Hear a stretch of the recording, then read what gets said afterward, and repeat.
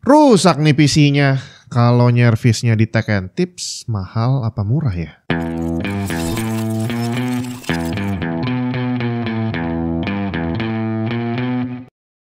Hari gini jangan sampai ketahuan kalau Windows kamu bajakan. Malu bre. Paling aman sih beli original aja. Di cdkisales.com kamu bisa beli Windows original dan dapetin diskon tambahan dengan menggunakan kode voucher TNT saat pembelian. Pembayaran bisa dilakukan menggunakan GoPay maupun OVO. Setelah pembayaran selesai, kamu akan dapat serial number yang bisa langsung digunakan untuk mengaktifasi Windows kamu. cdkisales.com juga menyediakan game dan software original lain seperti Microsoft Office. Selengkapnya cek link di bawah. Beberapa waktu lalu saya sempat melihat ada satu komen di salah satu video lama saya. Di situ dia bilang bahwa nggak berani ganti pasta GPU sendiri dan mending ke tukang servis. Apakah ini adalah pernyataan yang benar atau yang salah? Jadi ceritanya kita bisa aja sekarang mencari informasi tentang apapun, troubleshoot PC, hardware, semuanya kita bisa cari informasinya.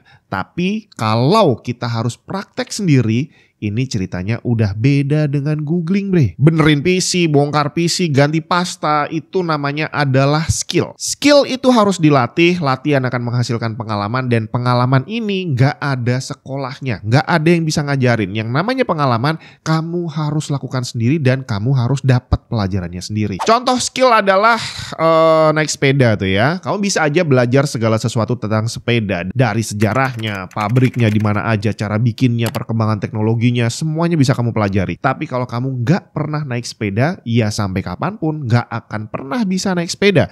Bahkan yang udah bisa pun nggak semuanya jago loh. Skill seperti ini semakin sering dipakai akan bikin kita semakin pinter naik sepeda, benerin PC. Semakin sering kita lakukan, semakin jago pastinya. Tapi bukan berarti tanpa masalah. Selama proses kita mengasah skill tadi, bukan hanya dari awal bahkan sampai akhir, itu yang namanya kegagalan adalah satu hal yang pasti. Naik sepeda pasti ada jatuhnya. Saat belajar jatuhnya sering banget. Saat udah jago pasti juga ada jatuhnya bre. Troubleshoot PC, benerin PC kurang lebih juga sama. Jadi kalau dibilang semakin sering dipakai semakin pinter, gimana ceritanya kalau kamu adalah user yang cuma punya satu PC di rumah dan jarang rusak? Gimana ceritanya kamu akan bisa jadi lebih pinter kalau kamu hampir nggak pernah menghadapi troubleshoot? Dan inilah sebenarnya satu alasan kenapa posisi tukang servis komputer itu hampir nggak bisa tergantikan. Karena yang dia lakukan itu adalah hal-hal yang nggak mungkin bisa dilakukan oleh user di rumah. Kamu bisa aja mengira-ngira bagian mana yang rusak, tapi gimana caranya untuk kamu bisa memastikan bahwa memang itu yang beneran bermasalah. Kalau kita bicara tentang masalah di PC nih, kan ada banyak banget nih yang nempel di motherboard. Nah, begitu kita nyalain, PC-nya nyala tapi no display. Ini belum tentu GPU-nya yang bermasalah. Gimana caranya untuk memastikan bahwa memang bukan GPU atau memang GPU-nya? Gak bisa dihindari untuk bisa ngecek bagian mana yang bermasalah, ya kita harus bongkar satu-satu terus diganti pakai part lain. Kalau kamu curiga GPU-nya bermasalah, copot GPU-nya, ganti pakai GPU lain. Masih sama atau enggak? Atau GPU yang kamu curigai tadi pasang di PC lain, sama atau enggak? Bermasalah juga atau enggak? Dan lakukan itu ke semua part. Kalau nggak ketemu ya GPU dipasang kok masih nggak bisa juga dua-duanya, oke ganti yang lain. Prosesornya, RAM-nya, disknya, supply-nya. Semua dicoba satu-satu sampai ketemu mana yang bermasalah. Dan hal ini tidak bisa dilakukan oleh kita user biasa yang cuma punya satu PC di rumah. Yang bisa ngelakuin ya tukang servis bre, dimana dia punya banyak sekali part untuk dijadikan percobaan. Dan semua ini butuh modal. Banyak kejadian saya temuin di forum dan di grup gitu ya. Orang-orang yang masih ngotot nggak mau bawa ke tukang servis apapun alasannya. Jadi akhirnya mereka nurut sama kata orang. Dan hampir semua orang teriak dengan kenceng apapun masalahnya, Power supply-nya ganti. dan akhirnya banyak orang yang langsung nurut. Beli power supply baru atau klaim garansi power supply yang lama, dan ternyata setelah dapat yang baru masalahnya nggak hilang. Terus mau nurut yang mana lagi coba? Ganti GPU, ganti motherboard, ganti RAM, atau yang mana?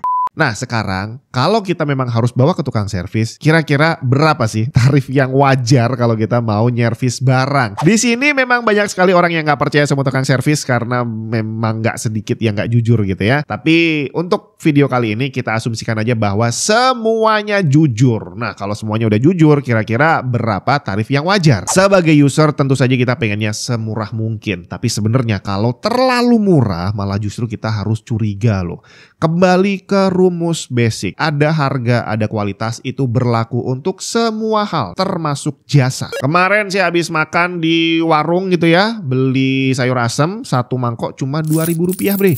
Tapi sebelumnya saya makan di restoran, sayur asem yang rasanya hampir sama, harganya seporsi Rp30.000. Itu yang dijual sama mereka bukan sayur asemnya, melainkan jasanya, pelayanan, ruangannya nyaman atau enggak. Itu yang menyebabkan barang bisa mahal atau murah. Termasuk kalau kita cari kerja gitu ya, orang cari kerja, semakin pengalamannya banyak, semakin dia pintar, otomatis kalau nego harga, nego gaji itu akan semakin mahal juga. Tukang servis juga sama. Semakin jago orangnya, ya seharusnya tarifnya semakin mahal. Yang menentukan memang mereka sendiri, tukang servisnya, karena ya memang diri mereka sendirilah yang tahu seberapa jago mereka gitu ya. Bahkan kalau memang yang udah jago banget, yang tadinya murah jadi mahal, ada waktunya dia akan berhenti nyervis karena menurut penilaian dia tarifnya sudah terlalu mahal. Gak worth it kalau misalkan dia harus menurunkan harga. Jadi kalau sampai ada tukang servis yang harganya diobral, ya ini kita harus, ya bukan harus curiga sih, tapi patut berpikir bener gak nih orangnya, bisa gak nih?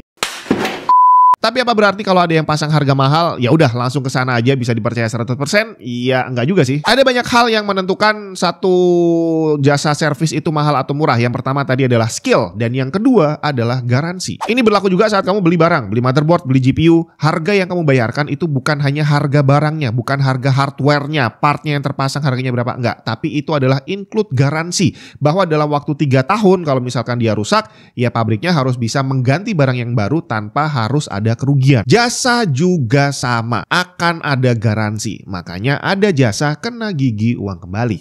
Servis PC, servis laptop juga sama. Semakin mahal harganya, biasanya tukang servisnya berani kasih garansi lebih panjang. Nah, tinggal masalahnya garansi ini juga tidak melulu tentang garansi hasil servisnya, tapi bisa juga garansi tentang apa yang terjadi seandainya ada kelalaian yang dia lakukan yang menyebabkan barangnya rusak. Datang untuk ganti pasta, ternyata waktu laptopnya dibuka karena kelalaian tukang servisnya ada kabel fleksibel yang putus. Siapa yang mau ganti? Harga kabel fleksibelnya misalkan 100.000, kalau biayanya cuma 50.000. Belum lagi tadi masalah PC, dia harus punya prosesor untuk dicoba di motherboard yang berbeda. Jadi dia harus punya Gen 6, 7, 8, 9, 10 sampai 14 nih misalkan.